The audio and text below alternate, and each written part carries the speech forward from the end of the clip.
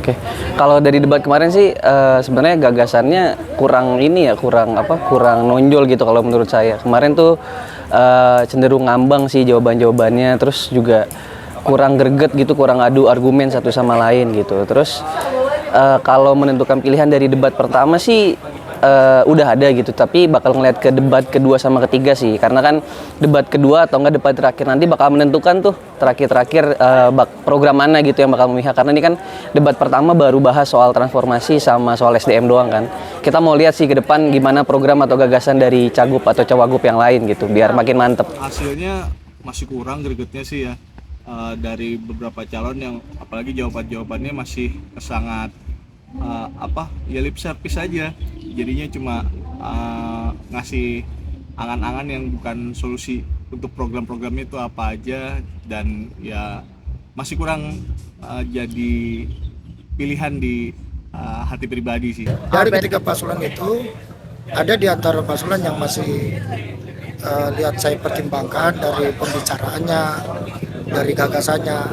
Kayaknya merujuknya ke nomor 1 Mbak, saya baru melihat dari programnya hampir jelas gitu. Program apa sih yang paling menarik hati gitu? Kalau program yang paling ditunggu ya sebagai anak muda gitu, kita sebenarnya pengen banget soal ini sih, hunian, program tentang hunian gitu, karena kan sebagai warga Jakarta dari lahir gitu, kita sebenarnya pengen banget punya rumah di Jakarta gitu dengan biaya yang nggak terlalu mahal gitu, rumahnya masih terjangkau lah buat gaji-gaji di Jakarta gitu.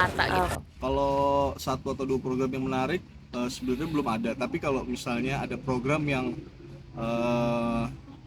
diketahuin gitu ya, maksudnya satu program yang seperti kayak dokter keliling, terus satu layanan psikologi keliling itu tahu, tapi menurut saya hal itu juga agak sulit diterapkan kali, karena dengan fluktuasi Jakarta yang begini padatnya, dengan pelayanan yang keliling kayak gitu, rasanya juga kurang tepat kayaknya.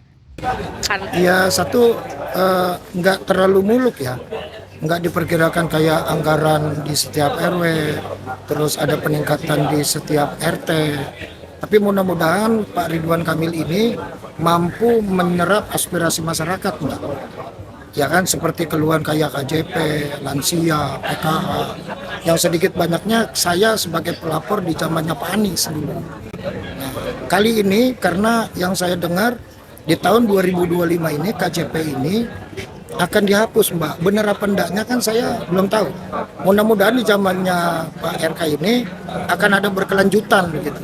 Nih, calon pemimpin seperti apa sih sifatnya, personalitinya yang buat menurut Mas tuh cocok gitu untuk memimpin Jakarta? Kalau saya pribadi sih sebenarnya suka yang tegas ya, Sebenarnya juga ada di mantan gubernur sebelumnya gitu yang tegas gitu. Kita pengen yang tegas gitu, berani, kayak kalau dulu ada mantan gubernur itu pernah ngejabat, trotoar sempat bersih gitu, nggak banyak dipakai PKL. Jadi artinya warga jadi nyaman lah tinggal di Jakarta gitu, nggak takut sama preman, nggak takut sama pungli-pungli gitu.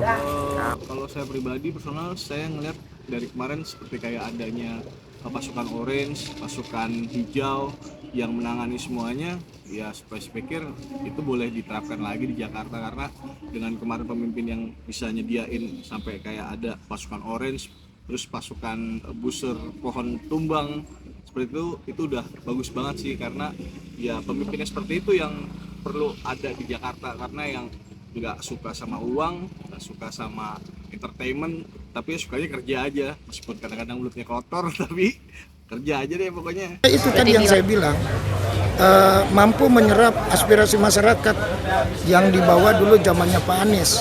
Pak Anies itu makanya disukai oleh Jakarta, warga Jakarta itu, karena menyerap semua aspirasi. Mudah-mudahan aja ada dari semua paslon akan menyerap itu, Mbak. Seperti pelaporan masyarakat kayak KJP, lansia, PKH, itu kan yang dibutuhkan oleh masyarakat.